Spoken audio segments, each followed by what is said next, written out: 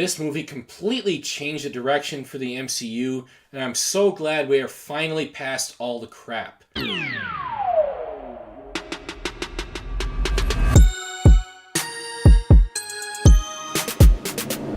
Hey guys, welcome to my Road to Avengers Endgame series where I review every single MCU movie leading into Avengers Endgame, and we are now on Captain America the Winter Soldier, which is the 9th movie released in the MCU. It came out in 2014, and it sees Chris Evans returning once again as Captain America, who is a guy that is kind of seeing his whole world and his beliefs just kind of crumble beneath him, and he has to change his whole view on life and realize that things are not the same as they were back then when he went on ice, and he has to change everything that he believes in because it's not what it appears to be. There is so much to like about this movie, but starting right off with the cast. This movie has an amazing cast, starting off with Chris Evans, once again as Steve Rogers' Captain America.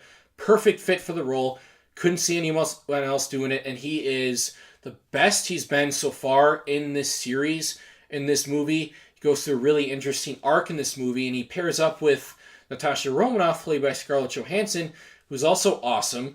She is the best she's ever been in the series as well. You got Robert frickin' Redford as the villain. How awesome is that? Are you kidding me?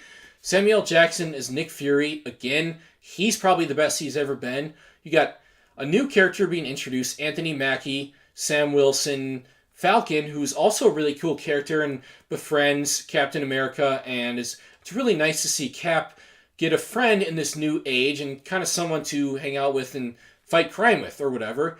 Even Agent Maria Hill, played by Colby Smulders, is awesome, and I wish we would see a little bit more of her. The Winter Soldier, played by Sebastian Stan, is an awesome villain, and he's so threatening and intimidating. The cast, all around, the performances, great. We see Captain America go through a very good, interesting arc in this movie because he's a guy that starts off as a guy who's a military government believer who follows orders and just thinks that the U.S. government and military is always doing the right thing because that's the way it was in the World War II time in the 40s, which is when he was put on ice. And for the most part, even though he's been in the Avengers since then, he's essentially the same as he was when he went down. So since he came out, he's basically been the same. And this movie really changes him because he realizes that S.H.I.E.L.D. is not what he thought it was. S.H.I.E.L.D. has been infiltrated by Hydra the entire time, basically going all the way back to the 40s. Zola, who was a doctor in the first Captain America movie, he's infiltrated S.H.I.E.L.D. from the very start and regrew Hydra from the ground up. And ever since, Hydra's been growing and growing throughout S.H.I.E.L.D., and now it's their endgame. They're doing where they want to basically take over the world, have total control, and through fear and intimidation. And Cap, he doesn't want to have any of that. He's like, wait a minute, this isn't right. This isn't what I thought the U.S. government believed in. And now he becomes a guy who's distrusting of the government, and that kind of leads into civil war. But he sees all this happening around him. He's like, you know what? I'm done.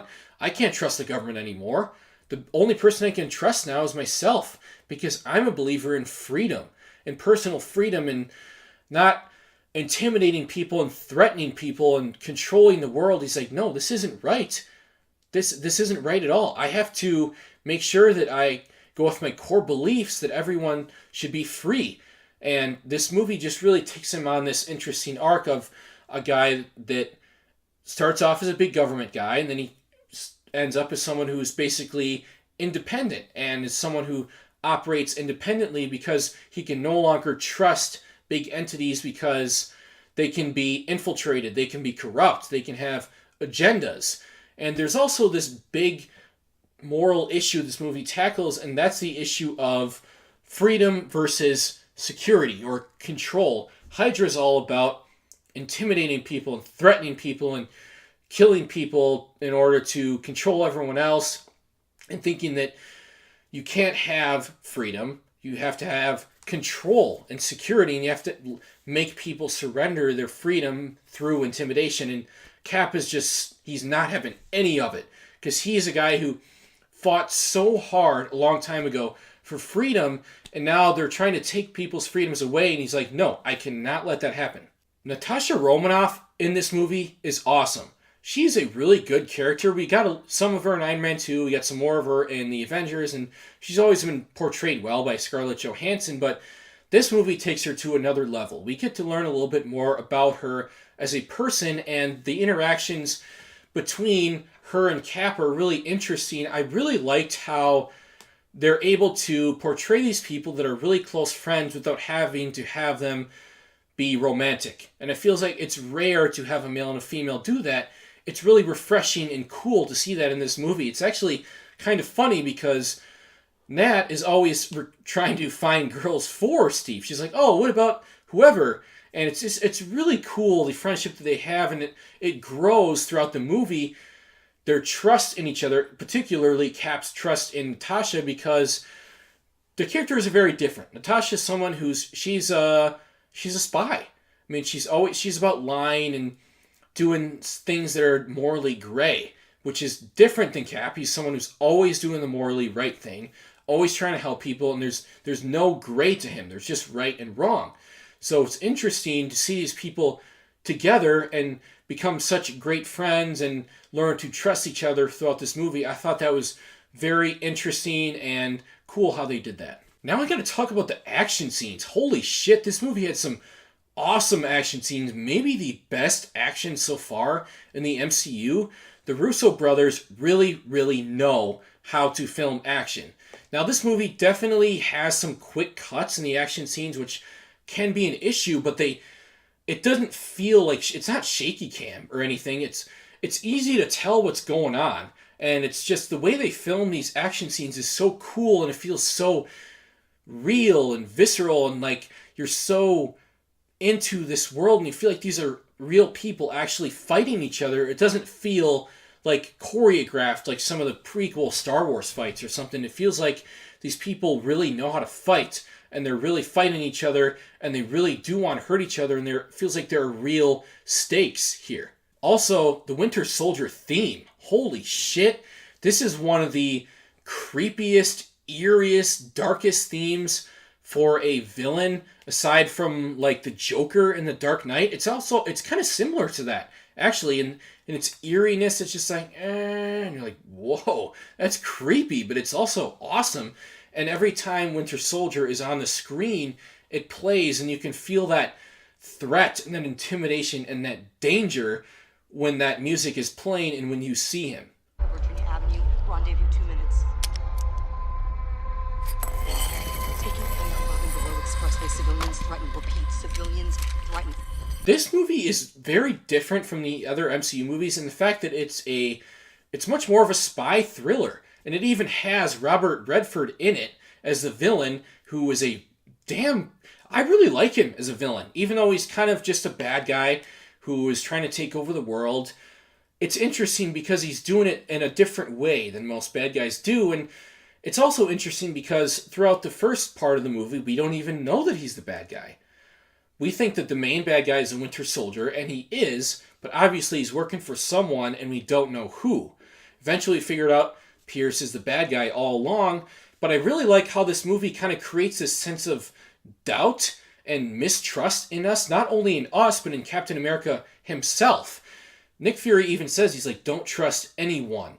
And I feel like he's not only talking to Cap, but talking to people that are watching the movie, and we're just kind of, throughout the entire movie, we're like, okay, so is he good? Is she good? Is she bad? Is he bad? What exactly is going on here? It's so cool, so incredible how they did that, and that's what set this movie apart from any other MCU movie, is a spy thriller aspect, creating that doubt, creating that sense of mistrust in us, where we're like, okay, I don't know who to trust, I don't know what's really going on, I don't know who the real bad guy is, and a lot of times when there's no villain, I don't like it, but we had the Winter Soldier throughout the movie. He's the soldier, intimidating villain that we're always seeing fighting people, and then Robert Redford is the real mastermind. So the way that they managed to work that all in there and pull that off was good, really good. Not only is this a different type of movie as far as genre goes in most of the MCU, it's also, the tone is really different. Sure, it has its occasional MCU humor in it, and the humor does land when they put it in there, but for the most part, it's a very gritty, realistic movie, and I like that a lot. It's a spy thriller. There's a lot going on throughout this movie where it's intense and you don't know what's going to happen, and you feel for these characters and these people, and the tone is, it's so much grittier and darker than most of the other MCU movies, but not to a point where it's too dark. It still maintains some of that MCU feel and humor in it. Now, while this movie is really good, it's not perfect. Nothing really is, and although they're very minor, I do have a couple issues with this movie, and the first one is the Zola scene. I don't have a problem with the scene itself and the exposition. I thought it was actually quite interesting. The problem I do have is it doesn't really make much sense. The whole talking head on the computer thing kind of takes you out of it and doesn't really fit at all within this movie. Also, why did they recruit Zola to S.H.I.E.L.D.? They obviously know he's an evil guy. He worked with Nazis. He worked for Red Skull, so it makes no sense that they even recruited him into S.H.I.E.L.D. in the first place. So it's almost like this whole infiltration thing, while it was very interesting and a cool direction to go, shouldn't have even happened. Also, they did another fake death. Why did they have to do the fake Nick Fury death? Seriously, I think they should have just killed him for real, or again, not at all. After they killed him, it was a really touching and sad scene, and a good scene, and I wish they would have just left it there and not brought him back. Because as much as I like him as a character, and I like the actor Samuel L. Jackson, you gotta stop doing this. Marvel gets so much shit for fake killing characters, and they still did it. This movie is so good too, they did not have to put that in there. Also, another really small thing is the last second victory. Did they really have to do that? It was one of those situations where they were going to fire. The helicarriers were going to fire and onto the people and kill millions of people. And it was down to literally the last second when Cap puts the chip in and saves the day, and the helicarriers all destroy each other. Did you have to do the last second save thing? It's really cliche. In a movie full of non-cliches in a very different direction for the MCU, wish they wouldn't have done that. Another thing that I have is sort of a negative, but it's kind of more on the mixed side. It's the Bucky twist. Now, let me start off by saying it works in the fact that we understand why Captain America is shook by seeing Bucky alive again and realizing he's the Winter Soldier, and seeing this whole thing through him and his reaction to it works pretty well because you understand the relationship that he has with Bucky. But on the other hand, we didn't really see much of Bucky in the first Captain America movie. And I talked about this in my review for that. His fake death and now ultimately this twist feels a bit unearned because we hardly got any of him in the first movie. In the first movie, we get a little bit of him in their early years, and then he disappears, and then Cap finds him, and he goes on one mission with him, and then he fake dies. So the scene itself was good.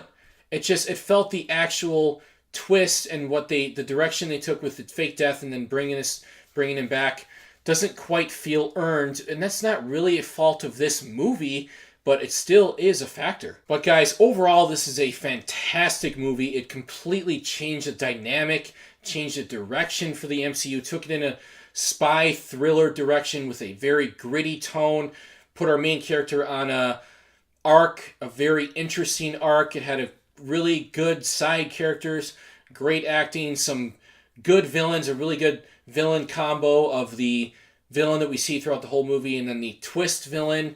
Just so much good about this movie, and to the fact where the very minor issues that I have with it hardly mean anything. So I'm going to give Captain America the Winter Soldier an 8.5 out of 10.